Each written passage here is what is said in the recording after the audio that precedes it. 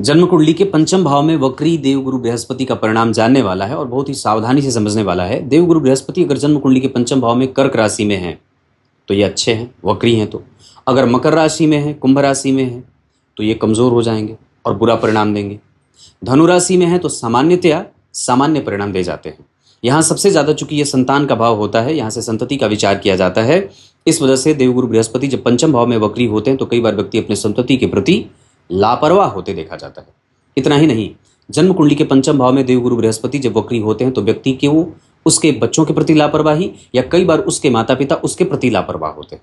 यहाँ कई बार व्यक्ति अपनी विवेक क्षमता को खो देता है, गलत लोगों से मैत्री में जाता है और स्थिति को नहीं समझने के कारण कई बार गलत हाथों में बम फोड़ दे या गलत हाथों में चला जाए, अपने आप को गलत मैत्री में लेके जाए, जिसके कारण उसकी समस्त समग्र संपत्ति का नष्ट और नुकसान होना निश्चित होता है।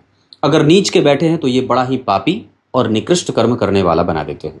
अगर सामान्य बैठे हैं, अगर खराब बैठे, मान लीजिए उस भाव का अधिपति कमजोर है या नीच के होकर के बैठे, उस भाव के अधिपति से उनका कोई संबंध नहीं है, तो ये वक्री गुरु आपको बड़ा ही कष्ट, संतान को, विद्या को, बुद्धि को, विद्यार्थियों को कष्ट में ले जाने वाला बना देते हैं। मतलब पंचम भाव के देवगुरु बृहस्पति का उच्च का होना, अपनी राशि में होना, कुंभ राशि में होना, धनु राशि में होना, कर्क में होना, मीन में होना अच्छा होगा।